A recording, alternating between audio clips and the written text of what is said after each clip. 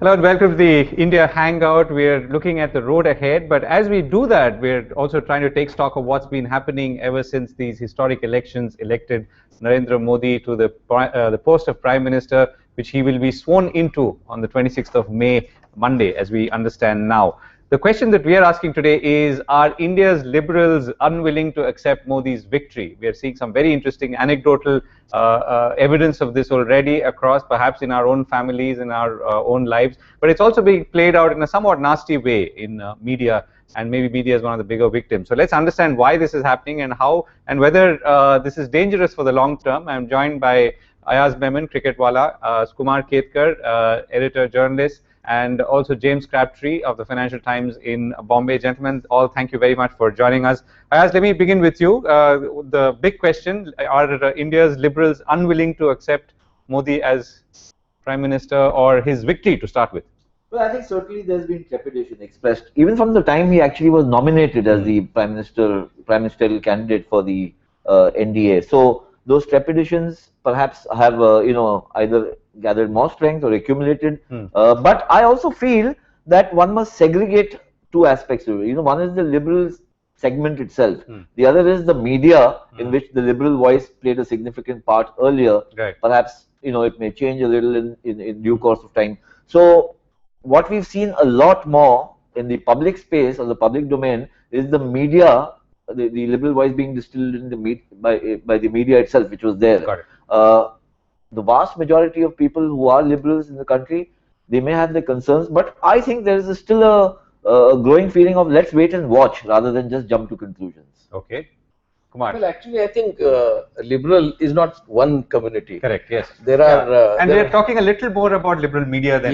so we are talking about the liberal media and liberal intellectuals who have taken so far an anti-Modi position, that liberal section. Yes. The other liberal section is always open-minded, almost opportunistically open-minded sometimes, and they are always skeptic. They prefer to be skeptic. Sure. So they never welcome anything. Not that they are pessimists, but generally they tend to not to welcome anything. Yeah. So those and they're skeptical of big government, Yes, of yeah, government's all that. role in all our lives, and so on and so forth. But the apprehensions about Narendra Modi had not only something to do with 2002, that has been played out too much. What has that to do is with his personality and the style that is known, and that is quite well known. The style of his governance in Gujarat is not inclusive at all, to the extent that he doesn't even take into account his ministers, his cabinet ministers. Right. I remember once a cabinet minister of Gujarat told me, you got the appointment of Narendra Modi? I said, we will get if we want. I was not keen, but my colleague was, and he said, oh, you are lucky, we don't get his appointment. So you're saying that is fueling this whole Yes, perception? I mean the suspicion about the style, not necessarily about the content or performance. And another was the left liberal wing, just as there is right liberal, there is central liberal and left liberal. Left liberals have been always doubting about the huge corporate and global corporate support that Modi was getting. And that has, according to them, a natural tendency to be anti-poor, to be anti-underprivileged, because corporates are running. The statement that Gopal Gandhi made, he said that only 31% of people have elected you, and another 69% have not elected you. Yeah. Now there is obviously a big question mark about the use of these statistics, but that apart, this almost seems to suggest that, you're not one of us because there's another part of this country which has elected you, and therefore we are not... that could be said about everybody, including Pandit Nehru. Yeah, exactly. Pandit Nehru, the greatest liberal of all, and the founder of liberal school in India, he never got more than 47% vote. In fact, Rajiv Gandhi got in 1984 49.5, whereas Nehru highest was 47%. Correct. Okay. So let's get a few more thoughts. James, what's the sense that you're getting? I mean, from all the people that you've been meeting since these elections have happened and the results have been out? Well, I think your point, I've seen also that point about the vote share, which seems slightly spurious to me. It seems that Mr. Modi won comprehensively in the election system that he was given. And if India had a different electoral system like the French one, in which there was a second round runoff for a president, then he would have won that one as well and quite easily won 50% of the national vote in a two-way matchup. So I don't put a lot of stead by that. I mean, your point about liberals is an interesting one, because it seems to me that that actually there are a lot of Indian liberals in the sense that doesn't mean left-wingers, but means people who are socially and economically liberal, who actually not only have accepted Mr. Modi, but embraced him. I mean, somebody like Gucharan Das, for instance, who I think would be a liberal by most people's definition of the word, and his own, you know, went through a process of public agonizing in his columns, saying initially he wasn't sure about Mr. Modi, and eventually that he was very enthusiastic and that he voted for him. And actually, I think a large number of Indian liberals of that stripe, it's not as if that they are resisting Mr. Modi. Actually, the oddity is that they have embraced him just as fully as everybody else. So while there clearly is an element on the left, and that's true internationally as well as domestically, that remains very skeptical and is worried about Mr. Modi's character and his record, actually I think a lot of Indian liberals have embraced him surprisingly enthusiastically, and that ought to be what one should be talking about. Okay, so James feels that it's the problem is that Modi has been embraced too overwhelmingly, or maybe a little too passionately by some people, who we may have expected otherwise. Well, I mean, purely speaking from a media perspective, I think we are now in that at that stage of our evolution where we seem to be gushing about almost everything, whether it is Modi or about a World Cup victory or about some cinema, movie getting an Oscar nomination, or 100 crore run on the box office. But just to borrow from what James said and also what Kumar said, one is that the 31% vote share thing in the context of the Indian elections seems a little spurious, because that's the poll arithmetic for which they had worked. They were looking to get seats. If the issue was a two-horse race, I'm sure then they would have worked their dynamics around it differently, and perhaps the result would have been the same, if not perhaps stronger. So that apart, also I think what Kumar mentioned is very significant, that the liberal mindset as opposed to the left of the left liberals is one which should be open and perhaps agnostic, perhaps skeptical, and waiting to see how things unfold rather than taking a very regimented position. So it depends for all of us now whether you are central liberal or right liberal or left liberal. All these classifications might come in, but I think there is a certain sense of shock and awe at the result, and a realization that it is real. The results have happened. Whatever position you might be in the political spectrum, these are the results given by the majority of the population. Yeah. But actually, Ram Manohar Lohia reminded Pandit Nehru that, Mr. Pandit Nehru, you don't represent India, howsoever the world thinks about you, because 53% people are against you, and 53% of the people have voted against you. I think the reason why liberals suspected Narendra Modi's arrival on the scene with such kind of gung-ho is that his record of being inclusive socially, psychologically, and politically is obviously not fair so far. Correct. Maybe in last 1 year or so he has changed, A, for electoral reasons, B, for political reasons, 3, for power reasons, but the fact is record so far has not been inclusive. So naturally almost the entire Muslim population. Is it just that, because sometimes I get a sense that people just hate him? No, why anybody should hate anybody? No, I think there is always a reason for somebody hating somebody. Like Mrs. Gandhi was hugely hated and Mrs. Gandhi was hugely loved.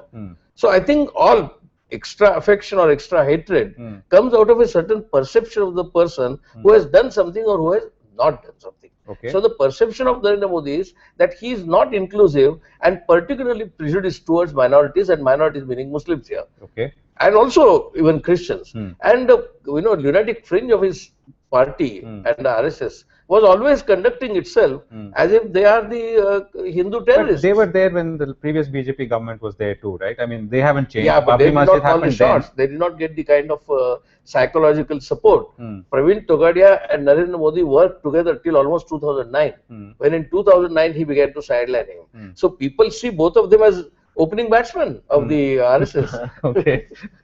Okay, James, let me come back to you. Between business and media and maybe the rest of society as you've interacted, are you finding any commonalities in approach on the way Modi has been perceived, particularly in recent months, or not?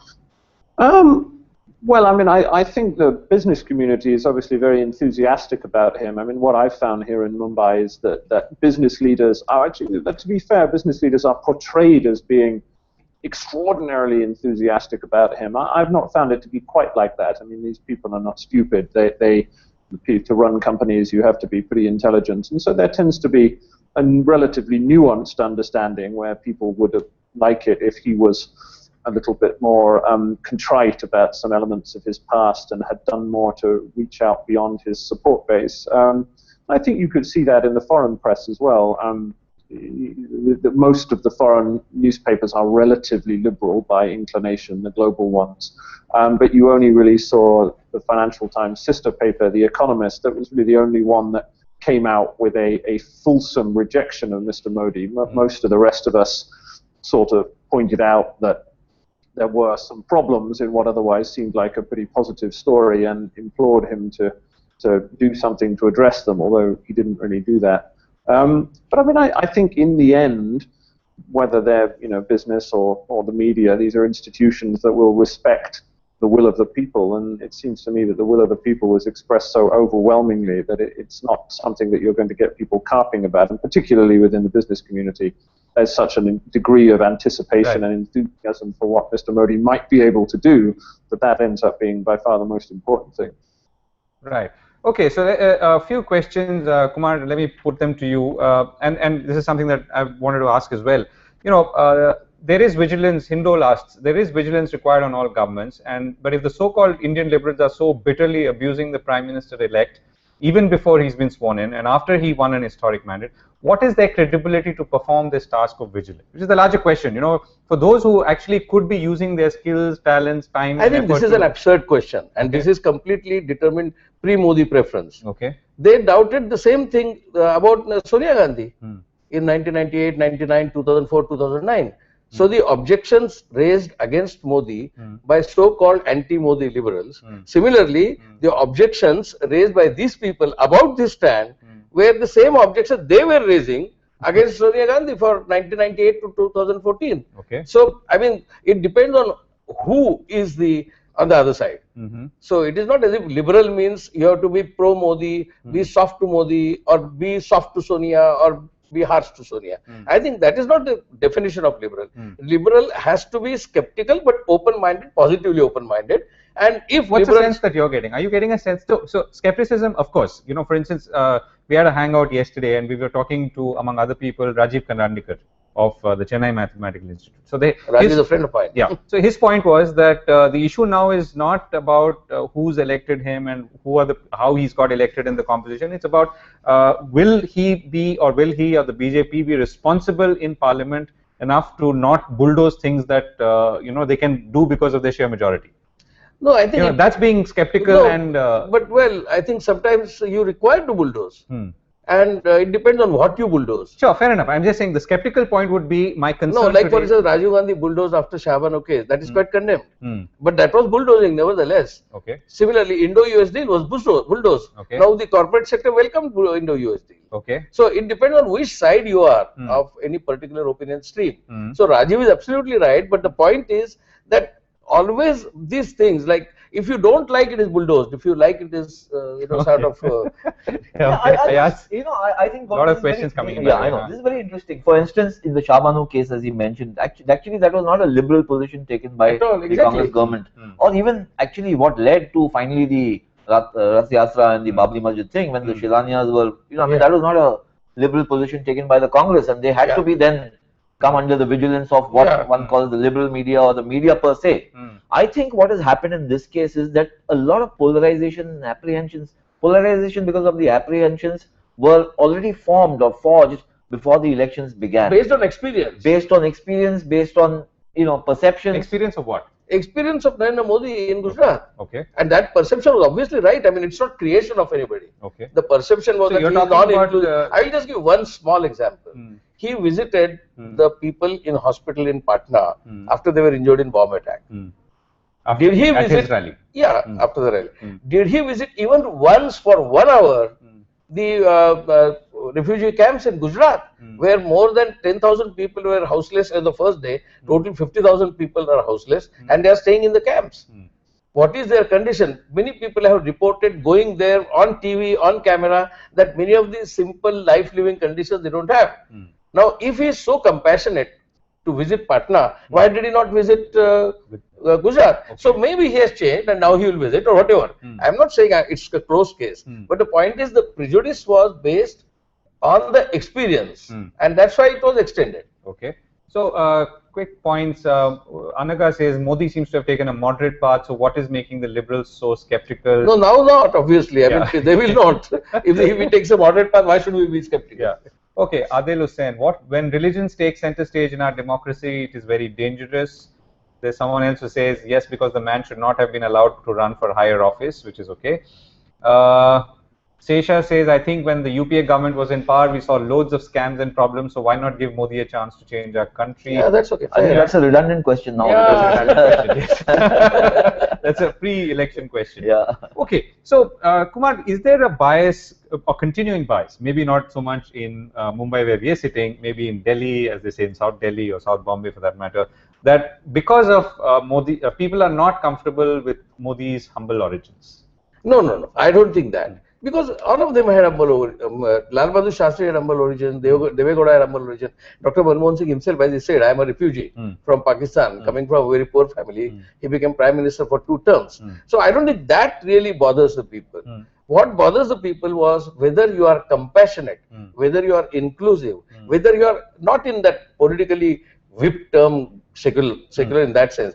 But your secularism automatically means that you are responding warmly towards the people. So far, there is no evidence of his warmth. Today's speech, obviously, is quite emotional, and therefore, many liberals today, I think, will be changing after his speech today. Okay. So let's ask the next question. If as we sort of move forward, is this a BJP problem or a Modi problem? This is a Modi problem. Okay. Because BJP's problem, if it was, then in 98, 99, it should have been seen. Vajpayee never even once went to Rath Yatra, not even for 1 hour. He never endorsed Rath Yatra. He always kept inclusive approach. He publicly said that India must follow the Nehruvian policies of social justice and foreign policy. So he was a quasi-Nehruvian. So nobody suspected Vajpayee. In fact, they recommended him thrice. He became 3 times Prime Minister, 96, 98, 99. And nobody suspected his origins or whatever, nothing. So it is not a BJP problem. But the RSS problem is there. Okay. And the suspicion about RSS is among large Hindus. It's not only Muslims. RSS is suspected of its devious tactics. I think at the core is the idea of India. I mean, without getting into too much rhetoric, I think it's the idea of India, and therefore, what kind of a fit does Mr. Narendra Modi have? I think his speech today was very interesting because it was all about this is for the poor, this country belongs to the poor, without the poor, or uplifting them, which seems like almost like a halfback to Indira Gandhi's slogan, Garibi Hatao, or the Nehruvian model, so to speak. It's not, the corporates will benefit, everybody will benefit, let's build 200, cities and bullet trains. That was not what he said today. Yeah. So, I think it's there in the manifesto. It's there in the manifesto. It's there in the manifesto. I think somewhere the manifesto is of the party, speech is his. I think somewhere Mr. Modi himself realizes that he's been a very polarizing person, or a personality, and therefore now that he's assumed the highest office, it's one thing being a chief minister of a state, very successful perhaps, and also being prime minister now of the country, are very vastly different things. James, how he shapes up is going to be right. So, James, how do you see the two personas and the two roles? The chief minister of a state, provincial role versus the head of state for a country. Again, from your perspective. I think it's a moot question at the moment. The liberal hope has been that, as has happened to Mr. Vajpayee, that when you move up to become Prime Minister, you become in a sense constrained by your responsibilities. You want to be re-elected, and therefore you have to govern in the interest of the whole nation, and that something sort of magical happens to you when you walk into the Prime Minister's office, and some of your worst, more nativist, regional sort of partisan instincts are tempered. That certainly seems to be the case with Mr. Vajpayee. I think it's a moot point as to whether the size of Mr. Modi's majority now makes that more likely or less likely. I think you could argue both sides of that case, that that he may now see himself as being a leader who has reached parts of the country that that the BJP hasn't managed to get before, and that he has a personal mandate to govern, in the interests of the whole nation. On the other hand, it would be fair to say that most of the seats that he's got have come in the Hindi-speaking heartland of North India and the sweep of states like Gujarat and those close to it. And so it's not clear to me that this happens automatically, and therefore I think it is reasonable for liberal-minded people to be worried about whether or not this correcting mechanism will work in Mr. Modi's case. James, if you were to cast your eye across other democracies, as you often do, are you seeing increased polarization? I mean, I guess I'm implicitly suggesting there is increased polarization. I mean, whether in the United States or maybe other democracies as well. And has this polarization, in some ways, we may divide it in the liberal or non-liberal context or some other context. Has this come to set in? Has it become, in some ways, part of our lives now? I mean, it's interesting that you say that. I have read a lot of people say that this election campaign was peculiarly negative for India, and the country was very polarized. Actually, looked at as an outsider, it didn't seem to me to be very negative at all. I mean, if you look at the rubric of American campaigning, where you have vicious 30-second attack adverts every day, and a news cycle in which people are attempting to kill each other on television, actually, while there were some personal attacks and personal barbs, most of the adverts that were run by the candidates, I thought, were broadly positive, and there didn't seem to be too much vicious infighting. On the point about where India sits within other democracies, I'm not sure if I'd see a link with what's happening in the West. What I do see is a pronounced trend within emerging Asia for leaders who are what you might call liberal authoritarians. I mean, I think you can see this with Nawaz Sharif. You see it definitely with Rajapaksa in Sri Lanka. I mean, I think actually Rajapaksa and Modi have a lot in common, and the liberal worry would be that in the end Mr. Modi starts governing like Mr. Rajapaksa, who is very good at building roads and ports and airports and has made the capital of Sri Lanka very pretty, but has gradually undermined all of the liberal institutions in the country and has done nothing at all for the people who are not from his vote base. And so I suppose I see that around Asia much more in a much more pronounced way. And I suppose the hope would be that Mr. Modi does not follow the path taken by Mr. Rajapaksa, right, no matter how good he has been in increasing the country's growth rate. Right, and that's a point made by quite a few people here too. Kumar, let me come back to you, and Ayaz, two more questions here. Anwar Khan says, as a Muslim, I don't know whether I should feel, what I should feel about Modi, happy or sad. As of now, I'm scared. Absolutely right. That's what the point I was making.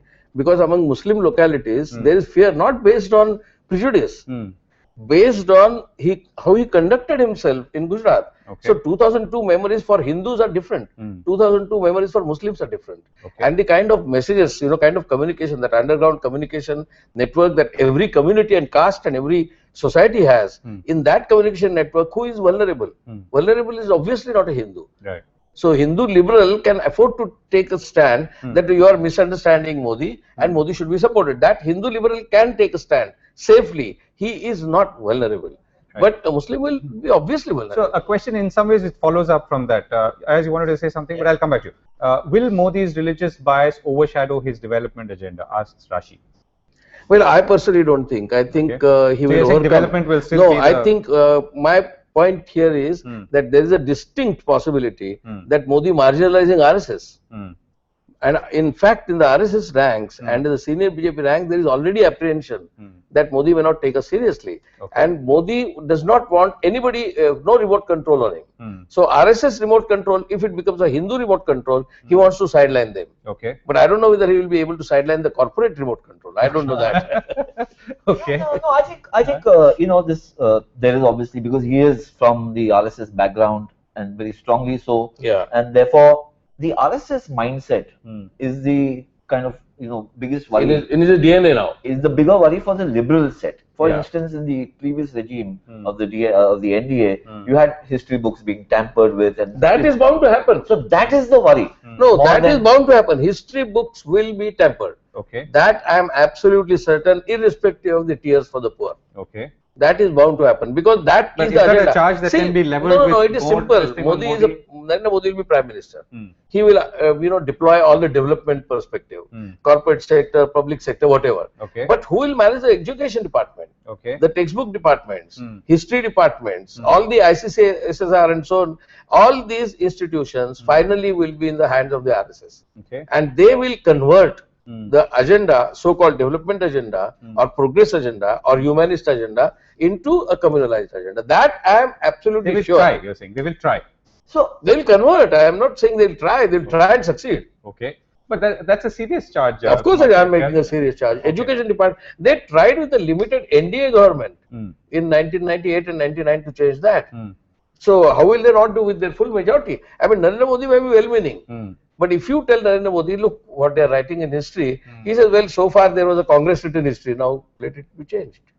So he may have a perfect development plan, 100 cities and big roads. Okay, so so it could also be argued that the Congress written history was also not perhaps the best version of history. Yeah, okay, that can be said. But at least there were liberal schools. Okay. Like nobody accuses Romila Thapar of Congress history. Okay. Romila Thapar cannot be accused of Congress history. Bipan Chandra cannot be accused of writing Congress history. Okay, so let me get some more quick questions here. Okay, comment first from Shaima. Bottom line is it's a clear victory. No coalition, single largest party. That's democracy. I guess it's in everyone's interest to give him a chance. Watch what he does, and if there's a violation of democracy, speak up. So that's one question. The next one is, what will make the Liberals have Modi? If he is the swearing in. No, swearing in won't. I think what will make the difference is what kind of people he is surrounded with. What is his, what you can call kitchen cabinet. Now he will not have a kitchen cabinet, but he will have some kind of a coterie. Now that coterie's perspective will not be necessarily same as Modi's perspective. Modi can take a grandstand position. But that doesn't mean that his coterie will take that, and certainly not the bureaucracy. And the bureaucracy in India, tries to, always appease the man at the top. So that in that appeasement process is where liberalism will face danger. Okay. Yes. I think, Govind, the answer lies in how well or how soon he can change the strong, regimented perception people have about him. For instance, Atal Bihari Vajpayee was also from the RSS, spent a lifetime there, but he had a persona which was more like a poet and a bit of a philosopher and a bon vivant. He loved life, and Mr. Modi comes across, Mr. Modi comes across as a single-minded, focused, determined to do exactly what he had thought of. So, question, Kumar, this is for you specifically. Which strong CM does not assume powers in their states? How is Modi different from Jayalalitha, Mamta, Lalu? Of course, absolutely right question. Okay. Jayalalitha and Mamta are absolutely no different than Modi in their respective states. Okay. Yeah. Do you think the minorities, people who voted against Modi, would feel threatened considering the 2002 riots? I think you've answered that question. This is though it was from a different person. Hindol again asks, are we letting our biases get the better of us? Can past performance be indicative of future returns? No, never. I agree. Past performance can never be indicator of future, but past performance will always remain. It doesn't get washed away. Okay. It will remain a reference point. It need not necessarily say everything about future. And everybody quotes nowadays how Walia became Valmiki and wrote Ramayana. So right. Okay, James, last couple of points. Let me come back to you. Media, I mean the role of media in all of this. There's a question here as well on our G+. Is it, did it lean too much one way or the other, and is there a feeling that now media will try and correct itself and therefore in the whole thing appear a little biased? I mean, I didn't detect too much bias during the campaign. You've heard a lot of people make claims about the tendency to have bits of paid news during the election, but I didn't particularly find that the media was biased against one candidate or the other systematically. I mean, it seemed to me that the narrative of the election was set so early, which was that the Congress was completely hopeless and Mr. Modi was going to win by some degree or not, that it was almost impossible to deviate from that big story because it was so obvious what was going to happen. I mean, just briefly to touch on this issue of Mr. Modi's past record, I mean, I think the questioner who said he should be given a chance, I think makes a very fair point. He doesn't appear to have campaigned using what you would call the dog whistle politics that has sometimes been associated with his party. However, the point about his record is meaningful. I spent Friday in Gujarat and spent some of election day in Juapura, the effective Muslim ghetto in the south of the city, and was just very struck by what I found there. I'm sure maybe our other panelists have been there as well, but this was a place that was described to me as not being like a ghetto in the American sense, where there were only a lot of poor people, but a ghetto in the sense of a 19th century Jewish ghetto in a European city where all Muslims in the city, be they poor or middle income or rich, are forced to live. And that had historical roots, but is really a legacy of Mr. Modi's time in government. And I think it is fair to look at things like that and ponder whether the choices that he has made leaving the capital city of his state so divided along religious lines were the right ones, and to hope that similar policies are not pursued now that he is Prime Minister. Right, and this brings us to the last question, or the final, the same question that we started with. Are the Liberals unwilling to accept the Modi I don't victory? think Liberals will be permanently unwilling to accept. Okay.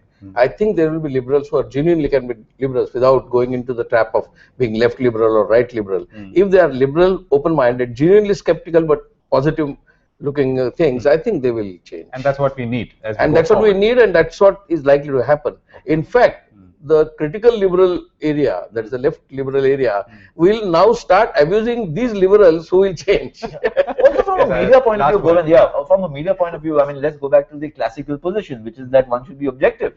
You know, I mean, unless you're a mouthpiece, you have to be objective and look at it. I mean, you may have your personal leanings. Journalists are like everybody else, but they need not obfuscate everything because of, you know, some personal beliefs. They have to look at things objectively. And I think that, you know, I'm sure that there's no blue sky scenario for Mr. Modi, and it's a completely clean slate. There are some clouds here and there, which, but it need not be a completely grey blanket cloud. Yeah. So on that note, and we have run out of time, and we must end there on the note that we've got lots of work to do. So, and for all sides, I mean, the people who have been elected resoundingly, and for those who want to be skeptical and wait and watch and monitor. This new government and this new era, as it were. Thank you so much, gentlemen, for joining us on the India Hangout. See you soon.